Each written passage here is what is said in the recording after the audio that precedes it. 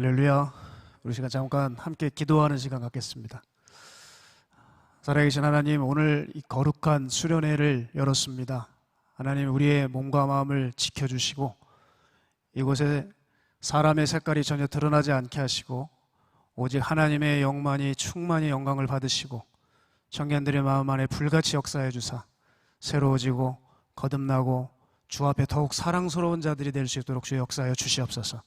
부족한 종은 십자가 뒤에 감추어 두시고 오직 주님 청년들을 살릴 수 있는 귀한 은혜의 집회가 되게 하시길 간절히 소망하오며 살아계신 예수님의 이름으로 축복하옵고 기도드렸습니다. 아멘. 아멘. 할렐루야. 네, 여러분 반갑습니다. 제가 이렇게 과분한 자리에 초대를 받아서 몸둘 바를 모르겠고, 또 제가 이 전에 와서 깜짝 놀랐던 것이 제 고향이 춘천인데 여기 글쎄 이렇게 춘천에서 출신 교육자들이 많이 계시는 거예요. 저를 반갑게 맞이해주고 뛰어오시는 분이 한 분 계셨는데 어디서 많이 뵌 분 같은데 딱 답이 안 나왔는데 알고 봤더니 제 고등학교 동창이시더라고요. 이신영 목사님입니다. 제가 얼마나 놀랐는지 20년 만에 한번 본 것 같습니다. 그렇게 반가운 인사를 나누고 또 우리 송 목사님도 알고 봤더니 고등학교 후배입니다. 그래서 이게 웬일인지 저희 고향 동창회를 하러 온 건가 이런 생각이 들었는데 참 하나님의 은혜 가운데 이렇게 귀한 자리에 저희를 초대해 주셔서 감사하고, 또 우리 송여한 목사님 제가 조금이나마 아는데 참 주님 뜻대로 살기 위해서 몸부림치는 목회자신데, 또 우리 송 목사님이 맡으신 또 청년부, 또 귀한 목사님 맡으신 청년부, 이렇게 제가 섬기게 돼서 굉장히 영광입니다. 그런데 사실 여러분, 저는 목회자가 될 자격도 또 목회자가 될 거라는 생각을 전혀 해본 적이 없는 사람입니다. 저는 제 어떤 꿈이 있었어요. 여러분 혹시 자기 꿈을 위해서 달려가는 분들 여기 계십니까? 저도 어떤 꿈이 있었어요. 그래서 일반 대학을 다니고 있다가 관두고 사실 얘기 안 하려고 그랬는데 한의사가 되고 싶었어요. 그 2000년도에 허준이라고 하는 드라마가 나왔는데 여러분 모르실 거예요. 그 드라마가 나오면서 한의대가 점수가 올라가는데 그냥 천정부지로 올라가는 거예요.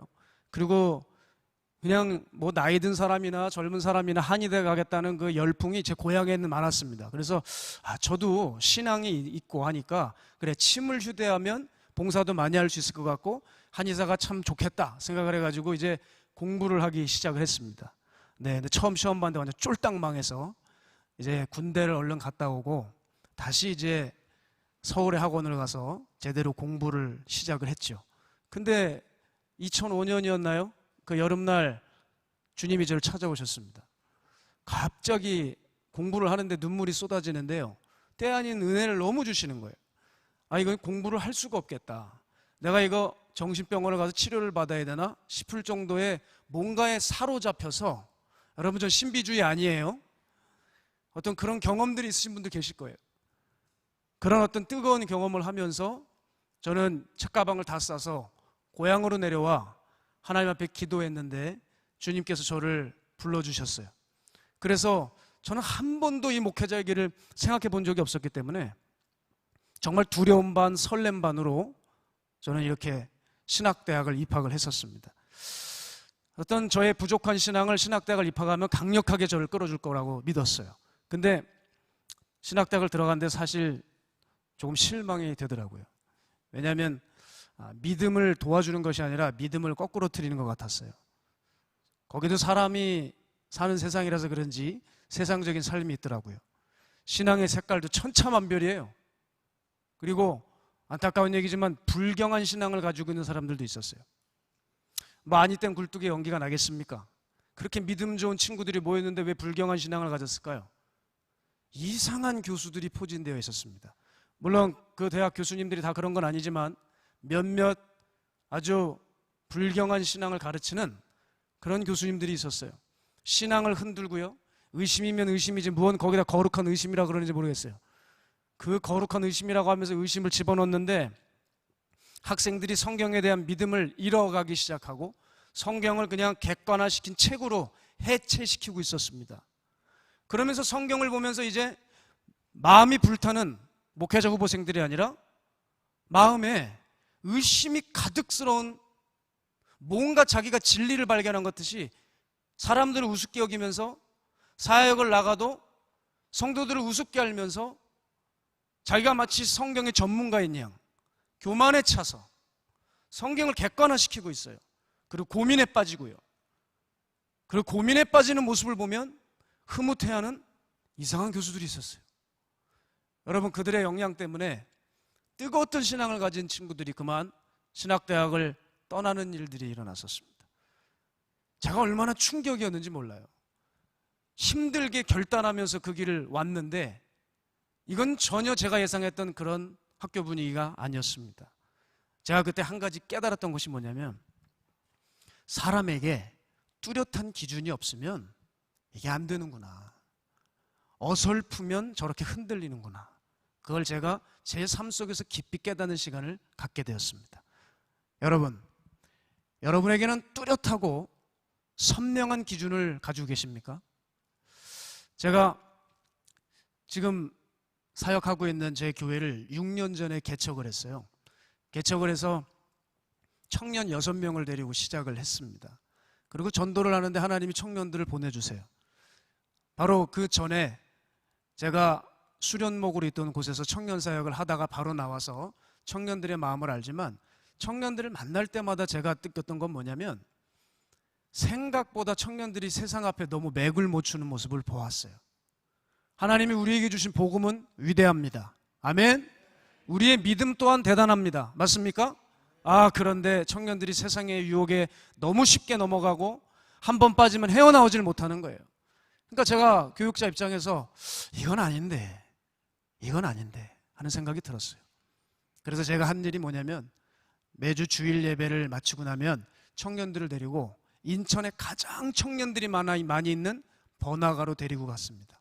그 한복판에 우리 청년들을 세워놓고 거기서 길거리 예배를 드렸어요. 찬양을 하고 외침 전도를 시켰습니다. 제 눈치 보냐고 얼마나 청년들이 처음에 고생을 했는지 몰라요. 안 하면 혼날 것 같으니까. 그러다가 또 지나가다가 자기 동창을 만났다고 숨는 애들도 있어요. 그럼 또 그냥 겨우 삐쭉삐쭉 나와가지고 시작을 했었죠. 생각을 해보세요. 놀러 가는 애들, 예? 노래방 가는 애들, 술 먹으러 가는 애들, 모텔 가러 가는 애들, 그 뒤통수에 대고 뭐라고 우리가 외쳤냐? 너희들 죽으면 끝이 아니다. 천국과 지옥이 있다. 오늘 당신에게 주는 마지막 기회일 수가 있다 하면서 그렇게 외쳤습니다. 청년들이 처음에 뭔 진짜 도구 사운드냐 하면서 쳐다보면서 뭐 조롱을 했어요. 그런데 그러든 말든 우리는 매주 했습니다. 코로나가 터지기 전 정말 5년 동안 우린 계속 거리에 나가서 그 작업을 했었죠. 여러분, 참 놀라운 게 있어요. 뭘 한번 하려면 끝까지 하시면 됩니다. 계속 하다 보면 사람들이요, 이제 쟤네들 또 왔구나, 그런가 보다 해요.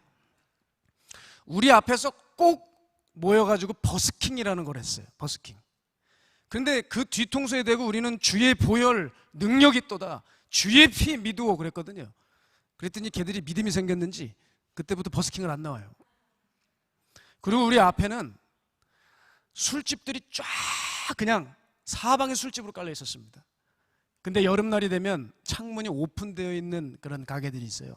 그러니까 창문을 완전 활짝 열어놓고 거기서 술을 마시는데, 우리들이 이제 막 보혈 찬양을 유독 많이 했는데 그때 굉장히 처음엔 짜증내고 뭐 벌써 욕하는 게 느껴져요. 입들을 보면. 저기 2층에 앉아있는 그런 분위기였어요. 저쪽입니다. 저쪽쯤이었어요. 여기 욕하시는 분들은 없으시겠죠? 찬양을 하는데 나중에는 어떻게 되는 줄 아십니까?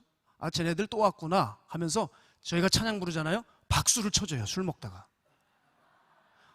아마 그 사람들이 아마 보혈을 아는 모양이에요. 그래서 뭐 소주를 먹는데 예수의 보혈을 마시는 줄 알고 착각을 하면서 계속 그렇게 해서 술을 먹었어요. 여러분, 시간이 지나면서 저희들은 그 거리에 영적인 패권을 잡아가기 시작했습니다. 제가 청년들과 함께 그 훈련을 왜 했냐면, 청년들에게 한 가지를 알려주고 싶었어요. 너희들이 좋아하고 매력적으로 느끼는 이 세상을 봐라. 이 세상이 여전히 좋고 여전히 멋있어 보이냐? 너무 그렇게 끌리냐? 그걸 보여주고 싶었던 거예요. 여러분, 자신들이 그토록 끌렸던 그 세상을 우리 청년들이 하나님의 눈으로 보는 법을 배우기 시작했습니다. 너무 감사하게도요, 청년들이 죄 짓는 횟수가 줄기 시작했어요. 신앙에 없는 애들이 끌려왔다가 찬양하다가 신앙심이 생겼습니다. 그리고 죄 짓러 가는 그 영혼들을 보며 불쌍한 마음을 갖고 우는 청년들도 생겨났어요. 바로 그 청년들과 함께 저는 저희 청년회를 끌고 가고 그들이 이제 저희 교회 기둥이 되었습니다. 여러분, 이게 뭡니까? 청년들의 중심에 영적 기준이 생긴 거예요. 사랑하는 우리 청년 여러분, 우리가 이 땅을 살아가는 이 앞으로의 미래는 여러분 예상하는 것처럼 장밋빛 미래가 되지 않습니다. 앞으로의 세상은 정말 우리가 가지고 있는 신앙도, 쌓아놓았던 것도 허물고 빼앗아가고 무너뜨릴 수 있는 우리의 신앙을 위협할 만한 아주 혼란의 시대가 지금 준비되어 있습니다. 여러분, 코로나 굉장히 무섭습니까? 코로나보다 더 심한 것들이 아마 준비되어 있을 수도 있어요. 앞으로 한국교회가 직면해야 되는 이 세상 만만치 않을 수 있습니다. 여러분, 이럴 때 우리 안에 분명한 기준이 없게 되면 우린 서 있기가 어려울 수 있습니다. 참 세상이 혼란스럽다 보니까요, 우리 안에 한 가지 증상이 나타나는데 그것이 뭐냐면 우리가 어느새 뭐 한 가지에 집중을 못한다는 점이에요. 여러분, 요즘은 자고 일어나면 새로운 이론과 개념이 쏟아지는 세상입니다. 그래서 이게 중요하다, 저게 중요하다 난리가 나요. 특별히 여러분, 여기 공학을 전공하시는 분 계십니까? 공대 나오시는 분들, 특히 컴퓨터공학과나 이런 공대 쪽에 있는 전공하는 생들 얘기를 들어보면 자고 일어나면 또 달라진 이론을 공부하느라 너무 힘들대요. 4년 동안 대학 학비 그 힘든 돈 다 내고 나서 졸업했는데 4년 동안 공부했던 것들 써먹을 수가 없대요. 세상이 너무 바뀌어버려서. 여러분, 이런 세상에 우리가 살고 있다니까요. 제가 이따금씩 저희 인천에 한 교보문고를 갑니다. 가게 되면 책이 얼마나 많은지 몰라요. 그런데 도무지 무슨 책이 중요한지 모르겠어요. 제목들 보면 다 손 들고 서 있는 것 같아요. 이거 보라고, 나 읽으라고 손짓하는 것 같아요. 여러분, 이럴 때 우리 안에 중심에 분명한 진리 지식이 없으면 갈피를 못 잡는 거예요. 이것도 중요한 것 같고 저것도 중요한 것 같고 마음에 다 집어넣잖아요. 그럼 여러분들의 목사님이 고생을 하기 시작하시는 거예요. 이제 그거 빼내냐고요. 여러분, 우리가 기준이 없으면요 집중을 못해요. 제가 이번 수련의 주제를 보고 감동을 받았어요. 야, 정열. 저 처음 봤어요. 정열이라는 주제 처음 봤어요. 여러분, 정열이 뭘까요? 우선순위의 문제예요. 우선순위의 문제. 하나님이 기준되고 하나님이 우선순위 되지 않으면 5만 가지가 내 삶에 들어와 그만 제자리를 못 잡고 그것들이 주인 노릇하고요, 삶을 어지럽히고 꼬이게 하고 복잡하게 만든다는 거예요. 그러나 하나님의 말씀이 기준이 되고 센터가 되면 이 말씀 중심으로 수만 가지들이 배열되고 정리정돈되는 거예요. 이게 여러분 정열입니다. 자, 여러분, 기준이 없으면요 심지어 사람도 잘 못 골라요. 제가 무거운 얘기를 시작해가지고 여러분에게 너무 죄송해요. 요즘 세상이 이렇게 시작을 할 수밖에 없는 세상이 되어버렸어요. 지금 얼마나 딱한 세상이 되는지 모릅니다. 자, 그런데 잠깐 우리 환기하는 입장에서 여기가 청년 집회다 보니까 청년들의 솔깃한 주제가 있다면 연애 아닐까 싶어요.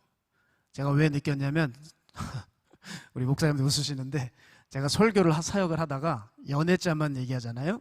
자던 애들이 눈을 떠요. 정말 그래요. 일부러 넣어야 되겠다 막 그런 생각을 많이 가졌거든요. 눈을 뜨는데, 그런데 그들이 원하는 얘기를 제가 하지를 않아요. 저희 교회에서 항상 제가 강조하는 게 뭐냐, 너희들 27살 때까지 연애하지 마. 그럼 뜨던 눈을 다시 감기 시작합니다. 듣고 싶지 않은 거죠. 너네들 27살 때까지 연애하지 마.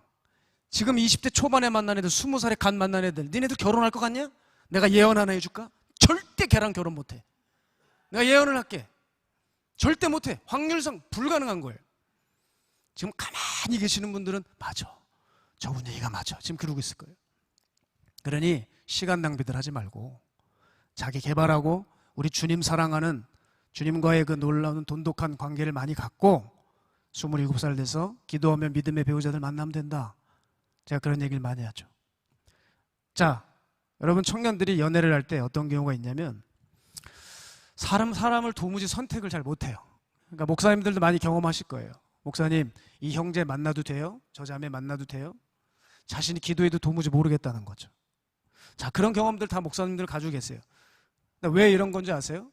기도의 깊이가 얕아서가 아니라 자기 안에 배우자를 고르는 명확한 기준이 서 있지 않은 거예요. 제가 예전에 청년 목회를 크게 하시는 분 말씀을 들었습니다. 그 예전에 청년을 4,000명을 목회하셨어요. 대단하죠? 이분이 이렇게 얘기하시더라고요. 어느 해는요 200여 쌍을 결혼시켰대요. 400명을 결혼했대요. 한 교회 안에서. 주례를 몇 번을 하셨겠습니까, 여러분? 그러면서 이분이 하셨던 말이 기억해요. 남자들은 좀 덜한데 여자들은 결혼식 들어갈 때까지 뒤에서 계산을 해요. 그래요. 목사님, 저 이 사람이랑 결혼할까요 말까요? 저 아직 사랑의 확신이 없어요. 그런데요, 야, 지금 내일이 결혼식이야. 너 지금 무슨 얘기를 하는 거야? 어느 자매는요 4-5명의 형제를 두루 사귀고 있었대요. 그걸 목사님 알고 계신 거예요. 근데 여러분, 결혼은 한 명이랑 해야 되는 거 아닙니까? 여러분 잘 아시죠? 결혼은 한 명이랑 하는 거예요. 요즘 하도 성 개념을 뒤죽박죽 만드는 불순분자들이 많아가지고 꼭 제가 짚어드릴게요. 결혼은 단 한 명이랑 하는 겁니다. 한 명이랑 결혼을 하면서 결혼식장에 들어오는데 그 자매가 울더래요. 우니까 옆에 친정아버지도 같이 울더래요. 근데 주례하시는 목사님은 알았대요. 그 속사정을 다 아는 거예요. 왜? 그 자매가 어떤 생각을 가지고 있는지 안 거예요. 아이고, 그 아까운 놈들, 그러면서 우는 거예요. 내 놈을, 그 놈들도 다 세련되고 그럴싸하고 요긴하게 쓸 수 있었는데 다 그만 잃어버리니까 그게 울었다는 거예요. 근데 친정아버지는 자기 때문에 우는 줄 알고 같이 그렇게 울더라는 거예요. 그러니 이 목사님은 결혼식장에서 주례를 하면서 웃지도 못하고 울지도 못하고 참 헛웃음만 나는 기막힌 광경을 보셨다고 하시더라고요. 여러분, 제가 이 말씀을 듣는데요, 이게 우리 모습일 수 있어요. 신랑 대신 예수님 한 번 바라보고 가면 되거든요. 그죠? 근데 우리는 이것도 챙기고 저것도 챙기려고 하는 거예요. 주님 한 분 바라보고 가면 되는데, 그럼 최고의 인생 사는데 이것도 놓치고 싶지 않고 저것도 버리고 싶지 않은 거예요. 우리들의 고백은요, 내 삶의 가장 귀한 것 주님을 알미라. 모든 것 대신은 주님 사랑합니다. 고백은 너무 세련돼요. 너무 시적이에요. 근데 현실은 완전히 모순 덩어리인 거예요. 가만 보면 우리 크리스찬들이요, 모순을 안고 사는 사람들이 아닐까요? 현실은 어때요? 다 데리고 결혼식장 데리고 가고 싶은 거예요. 제가 무슨 말씀 드리고 있습니까? 우리가 무엇을 선택할지 기준이 분명하지 않으면 한 가지에 집중을 못 한다는 거예요. 어느 목사님은 요즘 그러시더라고요. 정말 목회만 하고 싶다고, 성도들 신방만 하고 싶고, 청년들 상담만 하고 싶고, 집회만 하고 싶고, 설교만 하고 싶다고. 근데 그럴 수 있는 세상이 아니라는 거예요. 그렇죠? 누가 말했죠? 한 번도 경험하지 못한 나라를 살게 해주겠다고. 정말 한 번도 경험하지 못한 나라를 우리가 살고 있는데 너무 무서워요. 근데 그 목사님이 그래요. 자기도 국민의 한 사람으로서 지금 이 나라 꼴이 말이 아니기 때문에 가만히 있을 수가 없어서 이 모양 저 모양으로 싸우신대요. 포괄적 차별금지법. 말도 어렵죠? 이거 하려고 시도했는데 잘 안 됐어요. 아시죠? 그러니까 또 뭐 들고 나왔어요? 평등법. 이름만 바꿔가지고 더 악랄한 조항 넣어가지고 또 하는 거예요. 또 요즘에 여가부에서 뭔 일을 했다죠? 눈만 뜨면 진리를 공격하고 교회를 무너뜨리려고 하는 계략이 이 많은 이때에 여러분, 우리가 한눈 팔면 어떻게 되는 줄 아세요? 같이 죽는 거예요. 나도 모르는 사이에 주님 배신할 수밖에 없어요. 여러분, 이때는요, 우리가 베드로 욕할 때가 아니라니까요. 여기 지금 빨리 연애자를 얘기해야 될 때가 된 사람들이 또 있는 것 같아요. 베드로 욕하지 마십시오.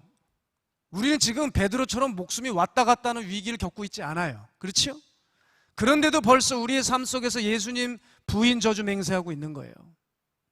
자, 여러분, 그런 맥락에서요, 이 혼란의 시대보다 더 심각했던 혼란의 시대를 살았던 사람이 있었어요. 다니엘입니다. 이 다니엘은 그 혼란의 시대 속에서 그 시대 가운데 믿음을 지키고 살아났던 인물이에요. 저는 개인적으로 이 다니엘을 매우 좋아합니다. 매우. 그래서 제가 오늘 이곳을 오면서 하나님 앞에 기도했어요. 한 주간. 하나님, 어떤 말씀을 우리 귀한 청년들에게 증거해야 될까요? 단연 다니엘이었습니다. 여러분 잠깐 우리 살펴볼까요? 사람들이 성경 얘기를 하면 잠깐 집중을 흐트러뜨리는데 제가 우리 청년들에게 좀 요즘 하고 있는 작업이 있어요. 청년들의 언어나 청년의 마음을 잡는 공감대를 형성하는 설교보다도 난 너희들에게 하나님의 언어를 가르쳐주고 싶다. 성경을 통해 하나님의 마음을 알려주고 싶다. 그래서 본문을 깊이 다루고 있어요. 여러분 우리에겐 이제 이런 작업이 필요합니다. 성경을 좀 잘 알아야지 이제 세상이 성경을 조롱할 때 저게 맞는 얘기야? 하면서 딸려가는 것이 아니라 우리가 나름대로 가지고 있는 이 진리의 복음을 전할 수 있고 가르칠 수 있다는 얘기예요. 자, 여러분 다니엘은요 거의 대부분 학자가 동의합니다. 언제 바벨론 포로에 끌려갔냐? 중학교 2학년 때라고 추측해요. 15살 때죠. 그때 느부갓네살이라고 하는 바벨론 왕의 시중을 드는 아이들로 뽑혀가요. 일반 노예가 아니라 왕궁으로 들어갔습니다. 여러분 그런데 생각을 해보십시오. 아무리 왕궁으로 들어갔지만 다니엘은 얼마나 고통스러운 일을 당한지 아십니까? 그건 뭐냐면 사람에게 있어서 가장 비참하고 힘든 일은 뭐냐? 내 뿌리를 뜯어버리는 거예요. 내 뿌리요. 나는 히브리 민족이고 하나님의 선민인데 바벨론으로 들어갔더니 바벨론화 시켜버리는 거예요.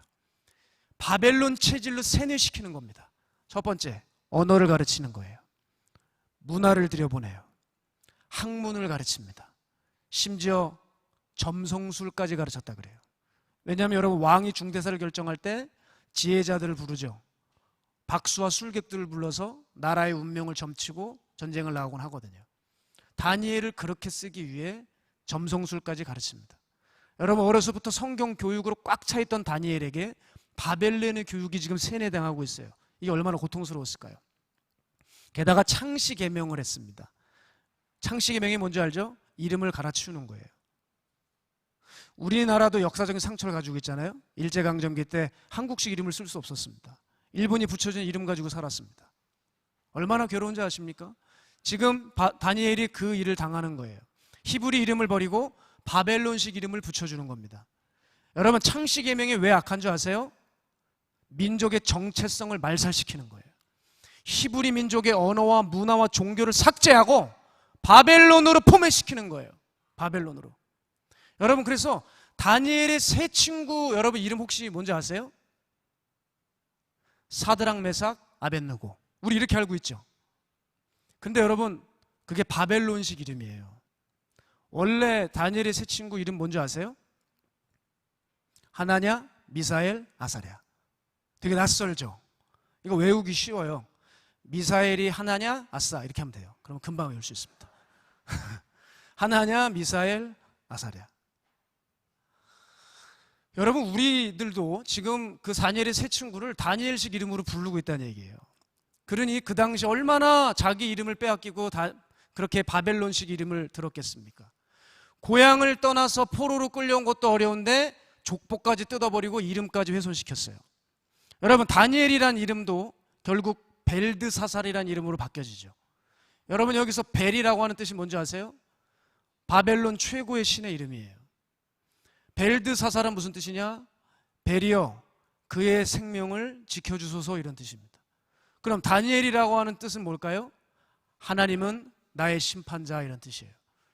그러니까 지금 다니엘은 하나님의 이름이 하나님 자가 자기 이름에서 빠지고 우상이 들어가 버리는 거예요.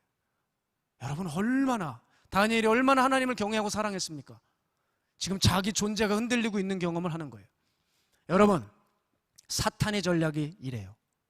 여러분 사탄이 여러분에게 대충 와서 슬쩍 건들지 않습니다.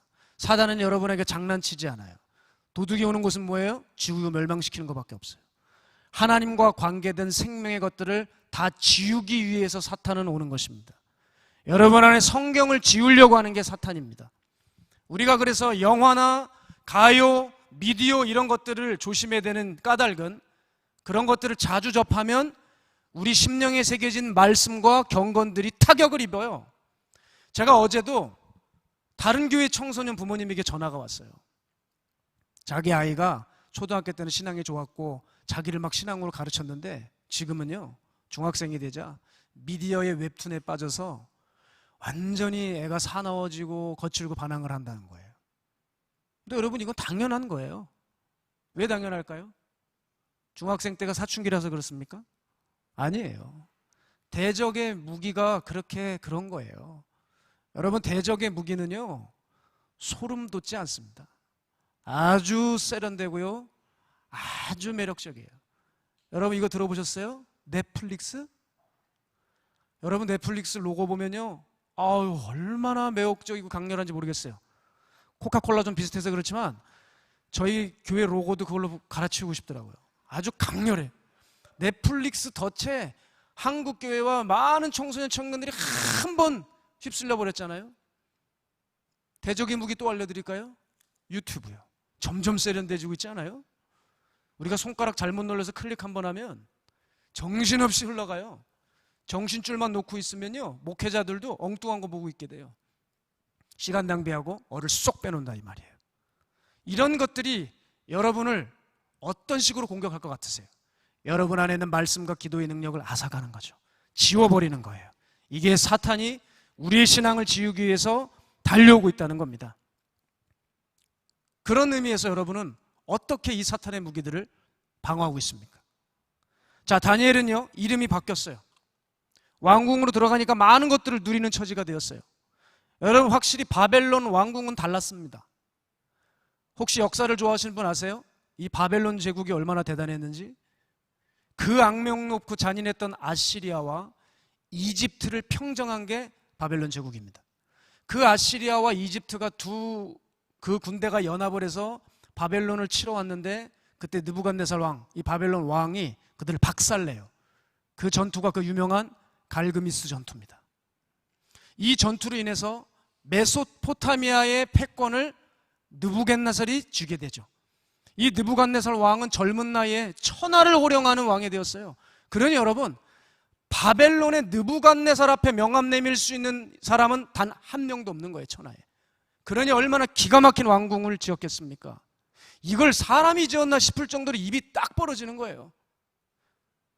여러분, 근데 제가 이 교회를 오니까 입이 딱 벌어졌어요. 너무 좋아서. 저희 교회는 상가 자그마한 교회인데, 여길 왔는데 식당을 우리 목사님이 저를 이제 맞이해 주시면서 잠깐 다과를 나눴는데, 그 홀이 저희 교회 본당만 하더라고요. 이야, 여러분 오해하지 마세요. 뭐 여기가 바벨론 스피릿이 있다는 얘기가 아니라 야, 공간이 정말 입이 딱 벌어지는 거예요. 아마 이 다니엘의 세 친구들도 와가지고 기가 막힌 상황에 입을 다물 수가 없었겠죠. 거기다가 궁중으로 들어왔기 때문에 의복도 삐까뻔쩍한 거 입혔죠. 잠자리도 너무 안락하죠. 고향 떠날 때만 괴로웠을 뿐이지, 야, 여기 오니까 너무 좋은 거예요. 유다의 예루살렘하고는 비교가 안 됩니다. 예? 거기다가 왕이 먹는 산의 진미가 딱 나와요. 여러분 생각해 보세요. 바벨론 최고의 요리사가, 예? 바벨론 최고의 셰프가 최고의 솜씨로 최고의 재료만 엄선해서 만든 산의 진미가 나왔다고요. 여러분, 그때 애들이 몇 살이라고요? 중학생이에요. 여러분, 중학생의 식욕을 무시하면 안 됩니다. 상상을 초월합니다. 저도 중학교 때 피자 한 판 먹었습니다. 그땐 그랬습니다. 여러분, 그 중학생들이 얼마나 먹는지 몰라요. 다니엘이 근데 중학생이었어요. 그 대단하고 정말 군침이 꿀깍 넘어가는 그 화려하고 한 번 맛보면 잠이 깰 만한 대단한 음식 앞에 다니엘이 뭐라고 규정하죠? 이 더러운 음식이라고 그랬어요. 저는 여러분 은혜를 너무 많이 받았어요. 이 더러운 음식, 왕이 주는 이 음식과 포도주로 나를 더럽히지 않겠다 그랬습니다. 참, 여러분, 저는 다니엘이 어떻게 이런 거절을 할 수 있었는지 성경에 나와 있다는 것이 너무 감사했어요. 여러분, 우리가 찾아봐야 될 구절이 오늘 세 구절인데 첫 번째 구절입니다. 다니엘서 1장 8절입니다. 우리 함께 읽어볼까요? 시작. 다니엘은 뜻을 정하여 왕의 음식과 그가 마시는 포도주로 자기를 더럽히지 아니하리라 하고 자기를 더럽히지 아니하도록 환관장에게 구하니. 뭐라고 그랬습니까? 다니엘이 뜻을 정했다. 타협할 수 없는 뚜렷하고 선명한 자기 기준이 있었다는 것입니다. 사랑하는 여러분, 여러분은 어떻습니까? 지금 사람이라면 마음 홀딱 뺏겨버리고 마음을 그냥 앗아가 버리는 이 세상의 산의 진미 앞에서 여러분 어떤 태도를 취하고 계시냐 이 말이에요. 제가 너무 가슴 아픈 것은 뭐냐면, 예수 믿는 사람들도 그렇게 신앙을 지키는 거를 세상 앞에서 되게 창피해요. 복음을 너무 부끄러워해요. 우리 김영희 선교사님 어제 귀한 말씀 전해주셨죠? 복음에 대해서 말씀 분명히 전해주셨을 텐데, 여러분 이 복음 여러분 사랑하십니까? 사람들이 밖에 나가서 밥 먹을 때 씻기도 하는 것도 창피했어요. 그래서 어떤 사람은 일부러 수저를 떨기더라고요. 수저를 주워 올라오면서 기도를 하고 올라와요. 여러분 이렇게 하나님 앞에서 씻기도 하는 게 창피합니까? 어떤 자기 이익 앞에서는 하나님을 조롱한다고 할지라도 눈 한 번 딱 감고 이번만 넘어가면 돼 하면서 패스하는 사람들이 많아요. 여러분 뜻을 정하십시오. 하나님은 하나님의 자녀로부터 영광을 받으시고 하나님을 자녀로부터 영광을 받으시며 지킴을 받으시길 원합니다. 하나님은 홀로 영광을 받으시고 모든 것들을 다스릴 수 있는 분이지만 하나님은 하나님의 자녀들의 정성과 하나님을 향한 그런 열정과 헌신을 우리에게 요구하신다는 거 잊으시면 안 돼요. 저는 지금 다니엘의 모습에서 무엇을 읽을 수 있었냐면, 다니엘은 포로로 잡혀갔지만 포로 신분이 아니에요. 벌써 리더로 서 있는 거예요. 여러분 리더가 누굽니까? 여러분 여기 리더 있으시죠? 리더들 계시죠? 리더는 많은 사람들보다 조금 더 앞서가는 사람이 아닙니다. 리더는 시대 속에서 새 기준을 제시하고 그 기준대로 살며 시대를 열고 선도하는 사람이 리더예요. 바로 다니엘은 포로로 잡혀갔지만 자기의 분명한 뚜렷한 기준으로 인해 리더로서 서고 있는 것입니다. 삶을 뒤흔들고 신앙을 뒤흔드는 그 바벨론 제국 한복판에서 그는 흔들리지 않았습니다. 여러분 뜻을 정하십시오. 청년 여러분 뜻을 정하십시오. 분명한 기준을 가지고 계셔야 돼요. 마음을 주님께 확정하십시오. 여러분 여기 자꾸 삶에서 흔들리는 분들 계십니까? 생각보다 여러분의 마음이 주님께 깊지 않은 까닭입니다. 저는 인천에 있는 마가의 다락방 기도원을 섬기고 있는 사역자인데요, 저희는 이제 기도원 뒤에 있는 뒷산에서 산기도를 많이 합니다. 근데 여러분 산기도를 할 때 제일 두려운 게 뭔지 아십니까? 언제 가장 두려운 줄 아세요? 뭐 귀신 나오는 거요? 여러분 그런 거는 초반의 일이고 나중 되면 언제가 제일 두렵냐? 태풍이 올 때입니다. 기도를 하러 앉아 있는데 이렇게 굵은 나무가 여러분 엿가락처럼 제 옆에서 이렇게 휘는 거예요. 여러분 그럴 때 사람이 기도가 안 될 수가 없어요. 간절해집니다. 여러분 혹시 지금 간절한 기도가 안 나오신 분들이 있다면 태풍이 오는 날 산에 가서 기도하시기 바랍니다. 사람이 막 간절해지고 자기의 생명을 주님 앞에 막 의탁하는 놀라운 일들이 벌어져요. 근데 저도 기도가 어떻게 나오냐면, 하나님 엿가락처럼 이렇게 나무가 휠 때 살려주실 거죠? 그 기도가 절로 나와요. 여러분 그렇게 가까스로 제가 기도를 마치고 내려올 때 참 이상한 게 한 가지 있습니다. 똑같은 굵기의 나무고 똑같은 모양의 나무인데요, 태풍이 왔다 가자 어떤 나무는 뽑히고 어떤 나무는 그대로 서 있습니다. 똑같아요. 겉보기엔 아무 차이가 안 나요. 태풍이 한 번 오니까 드러나는데요, 뽑힌 나무는 왜 뽑혔을까요? 여러분 뿌리가 얕은 거예요. 여러분 우리도 마찬가지예요. 겉에서 보기에는 다 리더고 믿음 좋아 보이고 다 괜찮아 보이는데요, 우리의 신앙이 어디서 드러나는 줄 아세요? 신앙을 흔드는 뭘 만날 때, 여러분 그때 뭘 만나서 우리 신앙이 흔들릴 때, 그때 우리의 신앙이 어떤지 결정이 나는 거예요. 여러분 어려움 앞에서 뽑히지 않으시길 바랍니다. 타협하지 않으시길 바랍니다. 말씀보다는 대세를 선택하고 믿음의 헌신보다는 실속을 좋아하는 이 시대 속에서 말씀 선택하시고 믿음 붙드시길 주임으로 축복합니다. 그런 의미에서 제가 지난주에 한 청년을 예배 때 불렀어요. 이 친구는 드러머입니다. 드럼을 전공했고 재즈 페스티벌에 나가면 상을 휩쓸어 가지고 와요. 근데 이 친구가 저희 교회에 최근 등록을 했어요. 봤는데 신앙이 없어요. 근데 놀라운 일이 벌어진 게 말씀이 들린다는 얘기를 들었어요. 그러니 얼마나 고마워요. 그래서 지금 비대면이지만 그 청년은 예배를 나오도록 허용을 했습니다. 그런 허용을 했는데 이 친구가 예배 안 와요. 그 다음 주도 안 와요. 또 안 와요.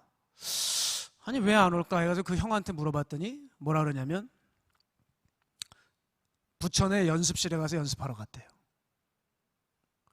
마음이 답답하더라고요. 그러면서 이런 얘기를 해요. 아무래도 음악하는 친구니까 음악하는 사람들과의 모임이 중요하다 보니까 그 모임에 갔다가 들은 얘기가 있고 이러다가 교회로 오게 되면 마음의 갈등이 있다는 거예요. 제가 무슨 갈등이 있는지 대충 알죠. 그런데 그 다음 주가 됐는데 그 청년이 딱 앉아 있는 거예요. 제가 예배 끝나고 불렀어요. 너 잠깐 일로 와봐라. 제가 그 아이를 놓고 얘기했어요. 혹시 이 얘기를 통해 들어야 될 분들이 있다면 여러분 깨닫고 돌아서는 은혜가 있기를 축복합니다. 내 말로 잘 들어라. 사람 의지하지 말고 하나님 의지해라. 네가 만일 그 음악하는 사람들하고 같이 술잔 혹시 기우냐?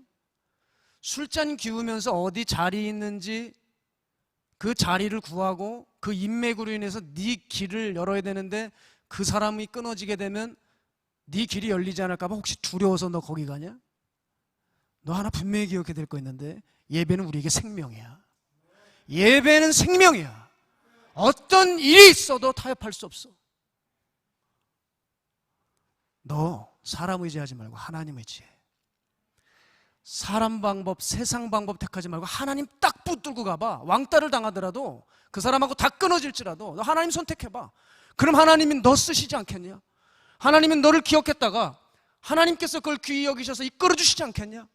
너 그런 믿음도 없이 신앙생활하냐? 그리고 음악은 모름지기 실력이야. 실력이 있어야지 그 사람들하고 노닥거리면서 얘기 듣는다고 정보 어디서 듣는다고 해서 길이 열리지 않아. 너 관계 끊어버릴지라도 네 연습실 가서 거기서 주님 앞에 무릎 꿇어. 거길 기도실로 만들어버려. 그래서 하나님이 주시는 영감을 가지고 드럼 쳐. 그래서 네가 드럼을 치면 찬양팀이 살아나고 성령님께서 역사하실 수 있는 바로 그런 뮤지션이 되어야 해. 그리고 네가 왜 고민하고 있는지 아니? 네 윗대에 음악하는 사람들이 신앙은 가지고 있지만 신앙을 지키는 사람이 없었던 거야. 그래서 교회도 왔다가 세상도 왔다 갔다 하면서 양다리 걸치면서 신앙생활했던 네 윗대 선배들 때문에 네가 지금 마음을 못 잡는 거야.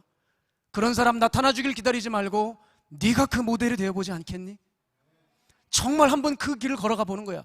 네가 그 모델이 돼서 네 후배들이 저 선배는 세상 방법 의지하지 않고 하나님 말씀대로 걸어가서 음악으로 성공한 사람이야. 그래서 너의 그런 삶의 도전을 받아 그들도 너를 따라 신앙을 지키는 뮤지션으로 이끄는 리더가 돼보지 않겠니? 네가 그 모델이 되어봐. 너무 감사했어요. 울더라고요. 하나님, 이 한 명을 건져주시옵소서. 여러분 그렇습니다.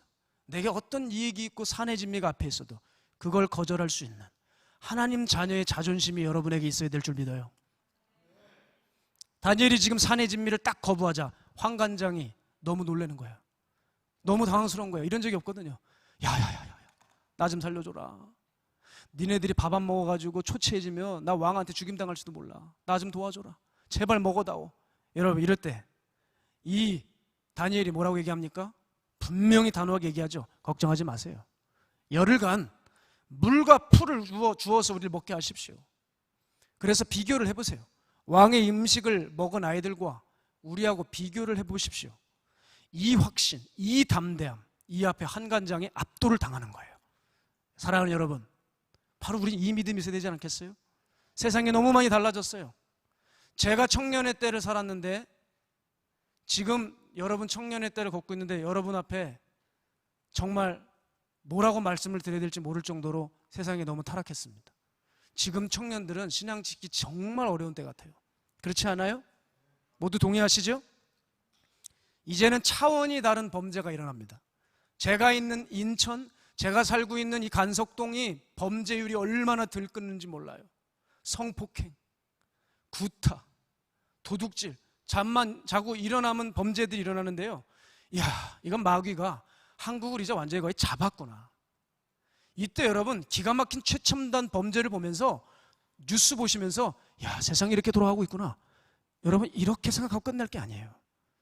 우리 자신을 세속에 물들지 않도록 지키고 경건의 훈련으로 무장하지 않으면 여러분도 잡혀먹어요. 그런데 우리는 느슨해져 있는 거예요. 신앙의 내성에 빠져 있어요. 권태감에 시달리고 있는 거예요. 지금 코로나 터지고 사람들 보세요. 교회 안 나오는 거 보세요. 이제는 어느새 동영상 예배에 너무 익숙해졌어요. 제가 여러분 여기 와서 우리 청년들 너무 존경스럽고 감사해요. 이 시대에 이렇게 수련회를 많이 오셨다는 게 야, 이곳은 정말 하나님이 함께 해주시는 교회구나 저는 생각을 했어요. 2층까지도 이렇게 차 있는 걸 보면서 놀랍습니다. 요즘 예배 안 나와요. 그 대형교회들 예배당 텅텅 비어가는 거 잘 아시잖아요. 왜 이렇게 비었냐? 다들 코로나 때문이래요. 아니에요. 코로나 때문이 아니에요, 여러분. 원래 그래 왔어요. 그러다가 때를 만나가지고 결과가 드러난 거예요. 그거 아십니까?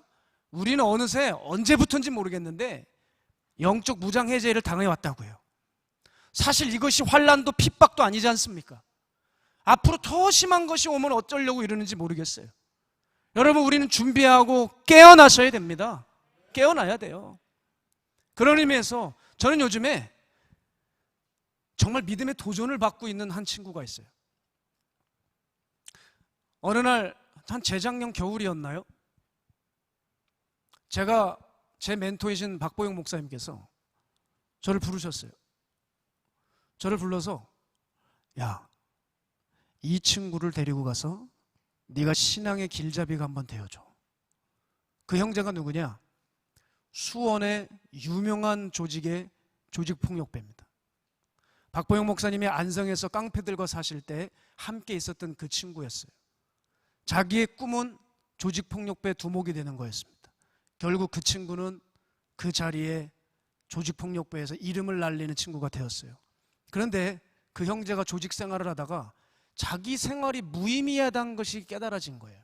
그래서 박 목사님을 찾아왔다가 저에게까지 연결이 되었습니다. 이제 이 형제가 신앙인으로서 첫 발걸음을 떼고 있는데요. 만약 여러분이 그 형제를 만났을 때 성경에 대해서 물어보면 아무 말도 못해요. 아는 게 없습니다. 그런데 여러분, 놀라운 게 뭔지 아세요? 그 형제에게요, 타협할 수 없는 분명한 기준이 하나 생겼어요. 성경 얘기는 모르는데요, 한 가지 기준이 생겼어요. 그게 뭐냐면 예수님이 기뻐하시면 한다는 거예요. 코로나로 인해서 지금 식사 지급이 노숙인들에게 안 됐습니다. 그래서 저희 마가야다락방 공동체에서 노숙인들에게 어마어마한 도시락을 지금 배급해드리고 있거든요. 이때 이 형제가 동인천이라고 하는 곳에서 도시락 배달을 했어요. 그런데 그때가 겨울이었어요. 도시락 배달을 다 하고 밤에 와서 이제 누워 있는데 무슨 마음이 드냐면 이 엄동설 안에 나는 이렇게 따뜻한 방에서 자는데 저 노숙인들은 어떻게 잘까? 그게 마음이 쓰여서 잘 수가 없더래요. 이불을 박차고 일어나서 차를 끌고 동인천 일대와 부천, 부평에 노숙인들이 어디 포진되어 있는지 다 돈 거예요. 자기가 어떻게 도와야 될지 모르니 그냥 편의점 가서 두유 사서 그들에게 손에 쥐어지고 그들을 그렇게 돌보기 시작했는데 그게 시작이 돼서 지금까지 밤만 되면 일어나 동인천 일대에 성자같이 노숙인들을 섬기게 되었어요. 여러분, 열정이 얼마나 있었는지요. 청년들이, 저희 교회 청년들이 자연스럽게 팀으로 지원을 해가지고 꽤 많은 청년들이 가서 이제 노숙인들을 섬기고 있습니다. 그런데 아무도 모르는 게 한 가지가 있어요. 저만 아는 게 있어요. 이 형제님이 내면에 얼마나 치열하게 싸우는지 몰라요.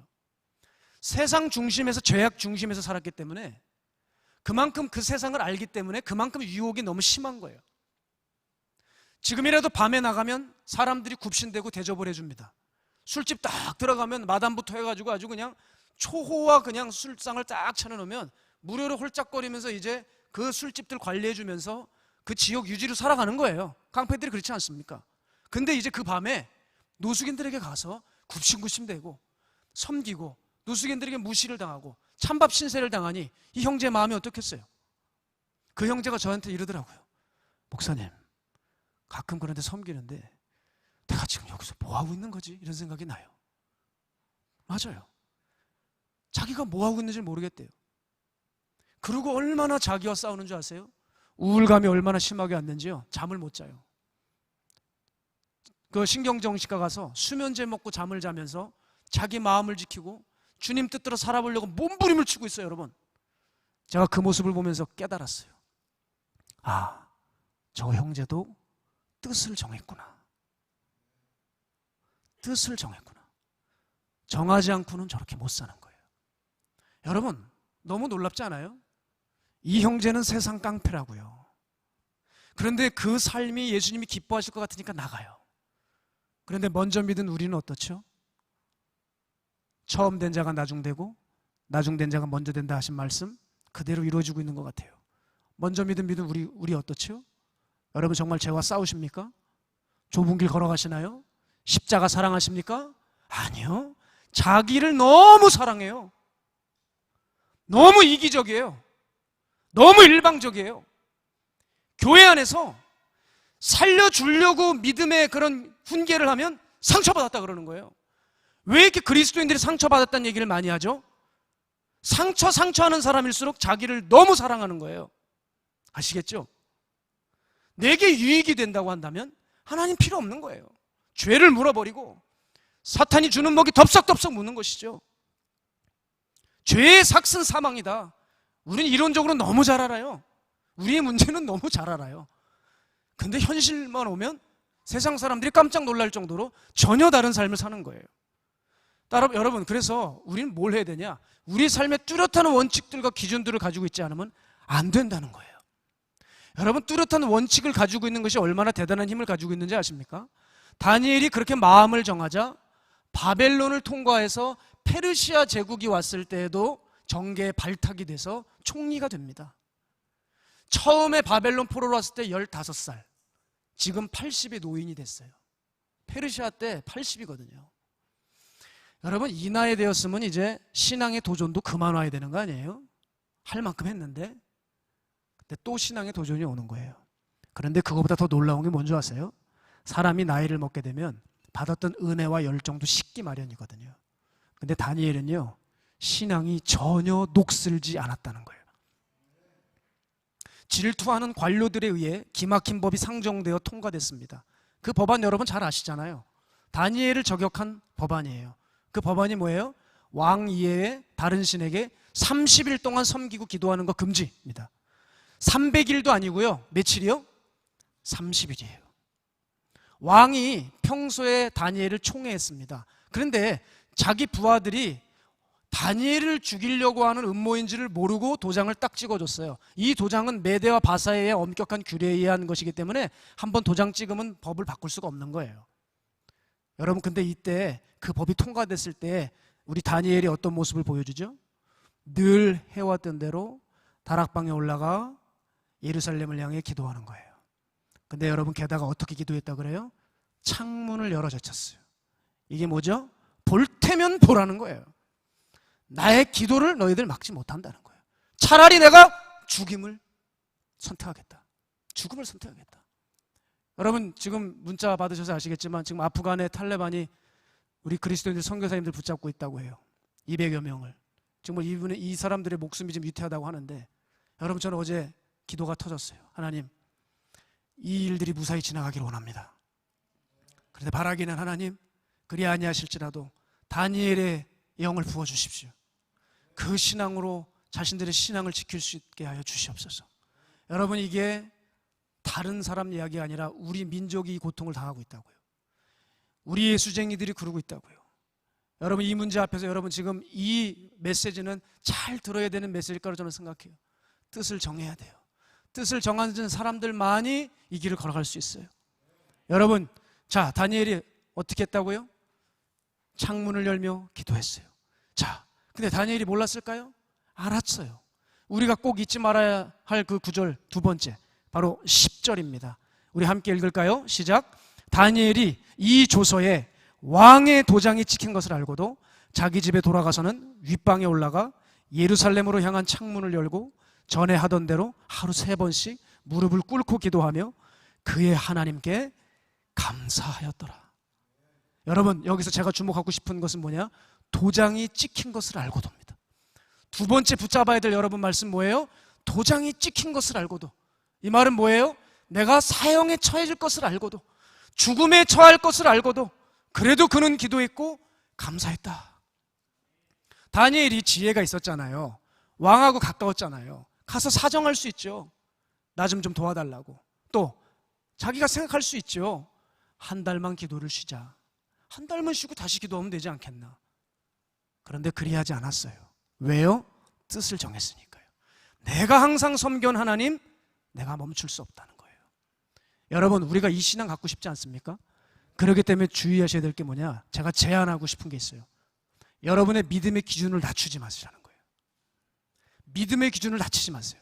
자꾸 주변에 타락한 그리스도인들을 보고 여러분의 신앙을 비교하지 마세요.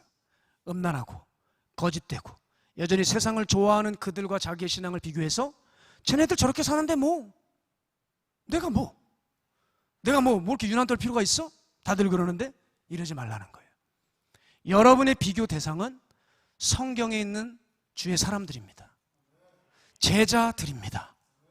여러분 공부하신 분들 아시겠죠? 100점을 목표로 하면 90점 받아요. 120점을 목표로 하잖아요. 그럼 100점 맞을 수 있어요.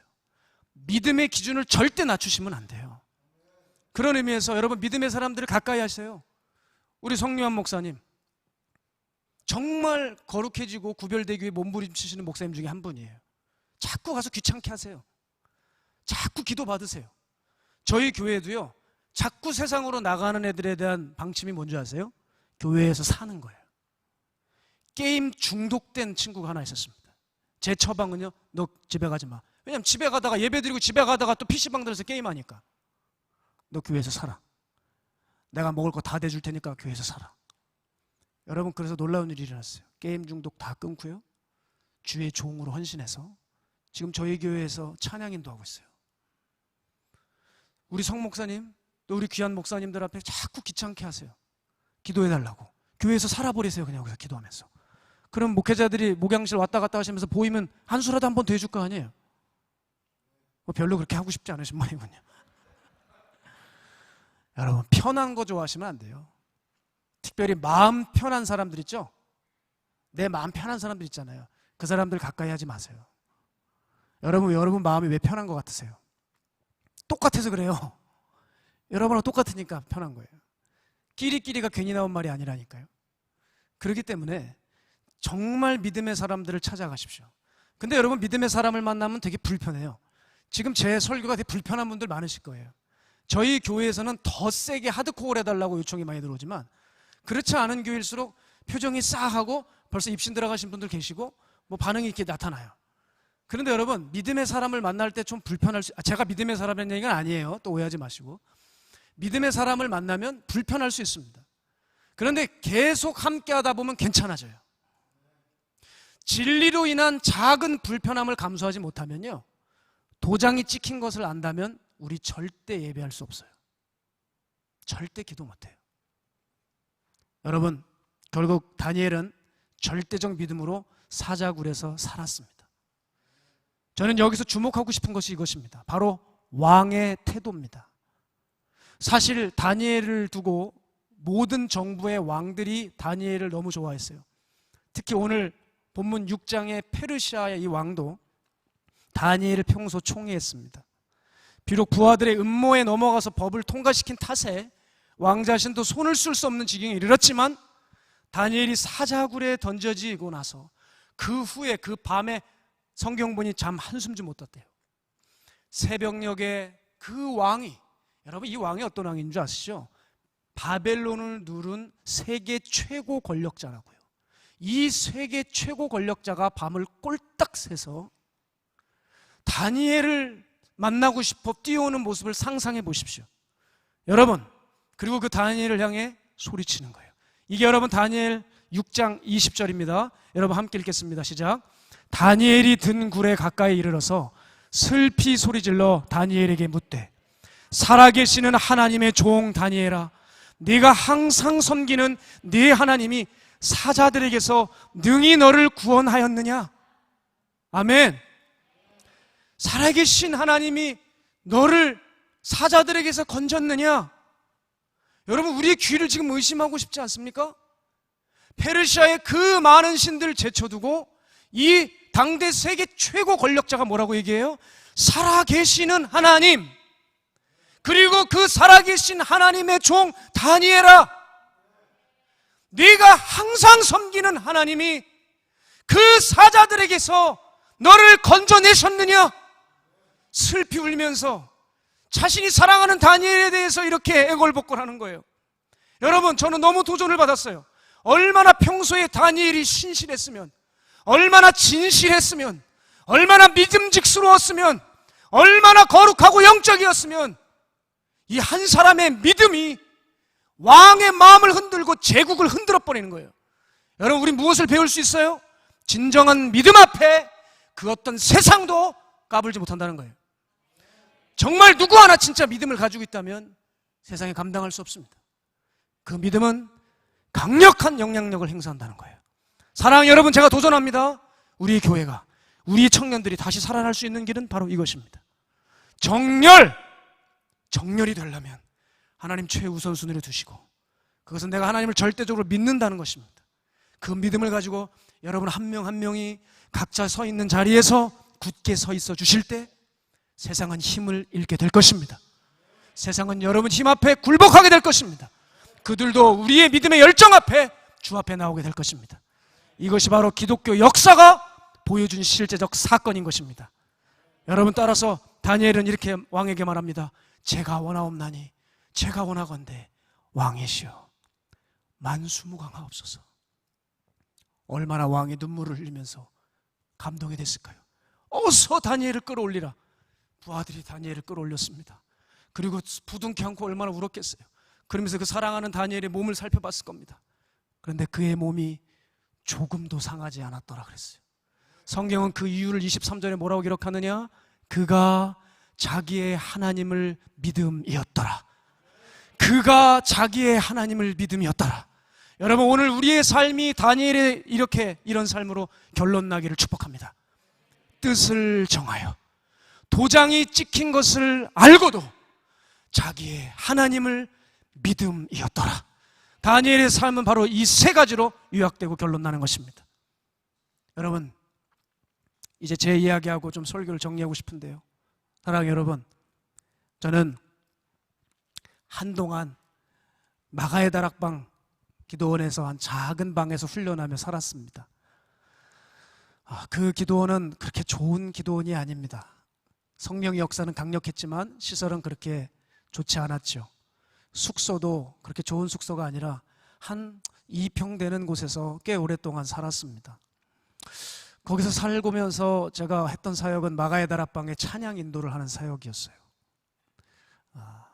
지금은 다락방에 찬양 인도자들이 많으시지만 예전에는 초창기에 많지 않았습니다. 제가 많게는 일주일 내내 했습니다. 밥만 먹고 찬양 인도만 했던 기억이 납니다. 밥 먹고 찬양 인도하고 잠깐 쉬었다가 또 콘티 짜고 찬양 인도하고 또 쉬었다가, 어쩜 그렇게 찬양 인도를 많이 감당할 수 있었는지 모르겠어요. 근데 여러분, 찬양 인도를 기도원에서 한번 하고 나면 땀이 정말 많이 납니다.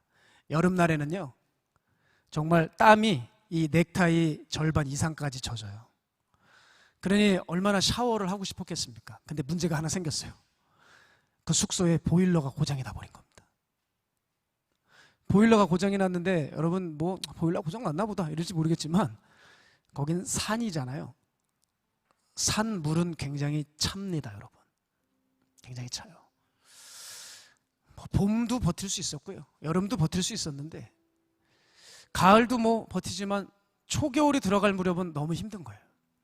여러분, 찬물로 해보신 분들 아시죠? 그냥 막 숨을 참고 뛰어가서 공중공중 떠야 돼요. 남자들 아시지 않습니까? 그 주도 그렇게 찬양 인도를 마치고 목요일 저녁까지 집회를 마친 후에 제가 이제 금요일 오전도 배장이 된 거예요. 몸이 사실 안 일어나는 그런 아침이었습니다. 제가 그때 소원이 하나 있었어요. 하나님, 따뜻한 물 한 번만 나와서 따뜻한 물로 좀 씻고 찬양 인도를 하면 피로가 싹 풀릴 것 같았어요. 하나님, 따뜻한 물로 씻을 수 있다면 얼마나 좋을까요? 그 방은요, 신기하게 눕자마자 바로 제 머리 위에 조그만 화장실이 있습니다. 그리고 항상 그 문은 열릴 때가 많았어요. 일어나자마자 돌아서서 화장실을 보는데 거기 수도꼭지에 물이 똑똑 떨어지고 있었어요. 시계를 보니 얼른 빨리 나가야 될 시간입니다.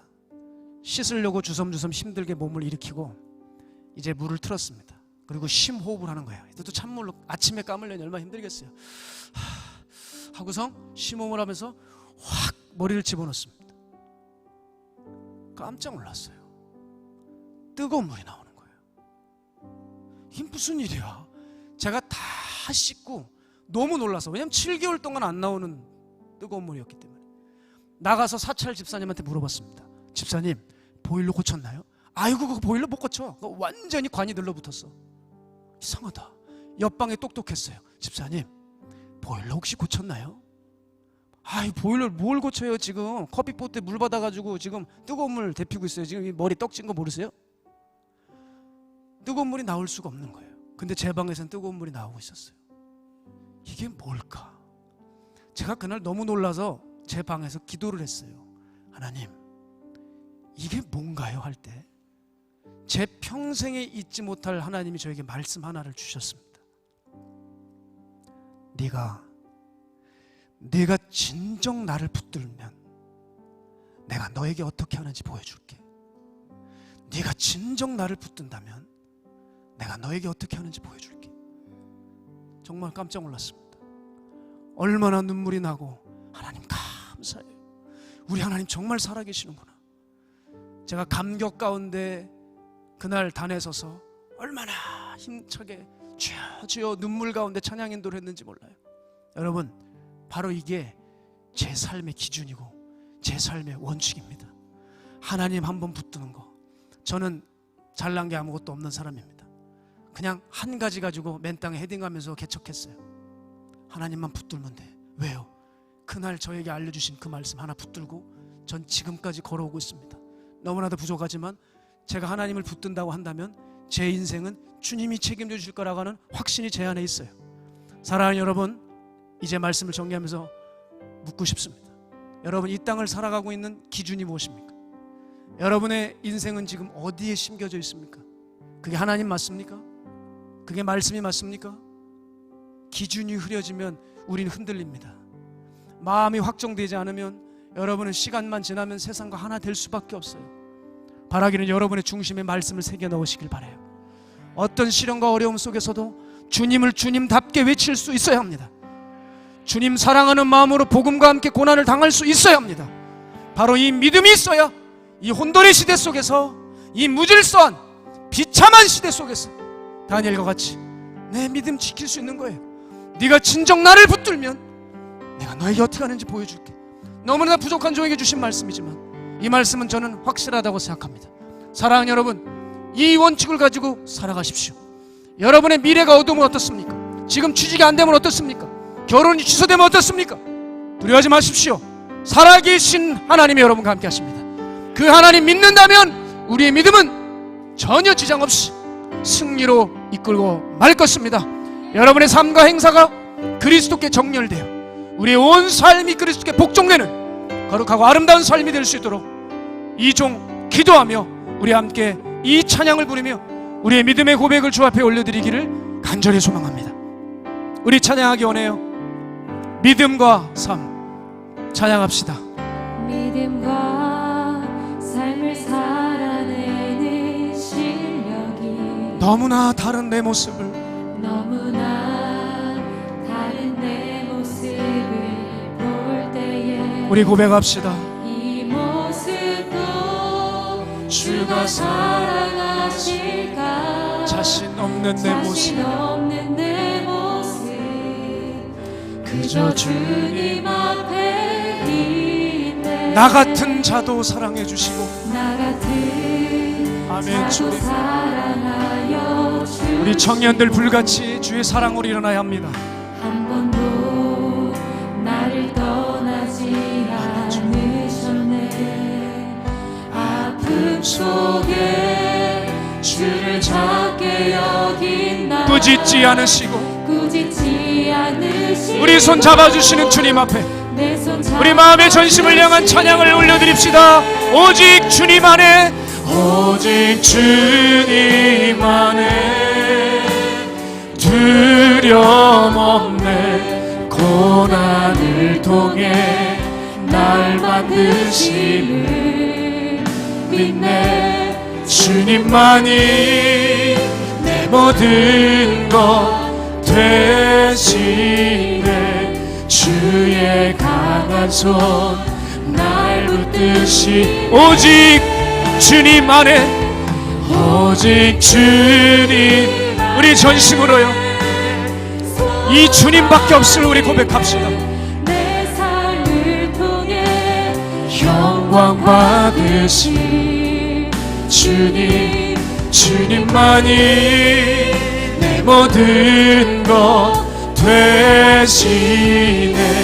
주의 선하심 나눠. 우리 오직 주님만이, 할렐루야, 오직 주님만의 두려움 없네. 고난을 통해 날 만드심을 믿네. 주님만이 내 모든 것 되시네. 주의 강한, 그렇습니다. 살아계신 하나님, 그 살아계신 하나님의 종 다니엘아, 네가 항상 섬기는 하나님이 이 사자들에게서 너희를 건져내지 않겠느냐. 하나님, 오늘 우리의 삶을 이 어두운 세상에서 건져내 주십시오. 그러기에 주님만이 소망이 있어요. 주님만이 우리의 노래입니다.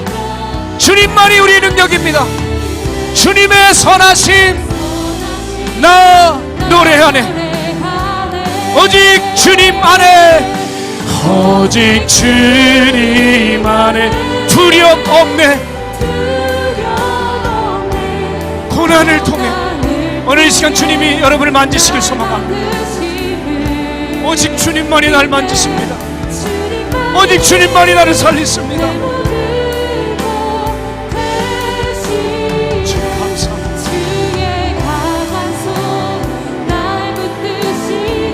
오직 주님 안에, 주님 안에 소망 있네. 내 삶을 통해 영광 받으신 주님, 주님만이 내 모든 것 되시네. 주의 선하심 나눠, 주의 선하심, 주의 선하심 나눠, 주의 선하심, 주의 선하심 나눠래. 우리 이 시간 기도하기를 원해요. 여러분 이 시간 기도할 때요, 여러분 그동안 여러분의 마음이 어디에 두었는지 좀 살펴보기 원합니다. 우리 안에 기준이 서 있지 않으면요, 여러분 가지고 있었던 것도 무너질 수밖에 없어요. 우리 다시 초심을 회복해야 됩니다. 우리 한국교회 청년들 뭘 잃어버렸어요? 열정이 있었어요. 능력도 있었어요. 실력도 있었어요. 지금도 여전한지 몰라요. 그런데 한 가지 잃었어요. 초심이에요. 내게 부어주신 은혜들 너무 컸는데 우리 안에서 흐지부지 되어 있지 않아요? 오늘 이 시간에 무너진 나의 기준들을 세우기 원합니다. 여러분 안에 있는 하나님 다시 세우기 원합니다. 여러분을 살렸던 그 말씀 다시 받들기 원합니다. 우리 시간 기도할 때, 오 주여, 우리가 주께 뜻을 정하게 하여 주십시오. 주의 말씀 위에 터를 굳게 세우게 하여 주십시오. 우리 주를 향한 마음 기울이고 색바래고 무너져 있는데, 하나님 나의 마음 주님께 확정되고 또 확정되게 하여 주시옵소서. 우리 주님 이름 한번 외치고 통성으로 기도합니다. 주여,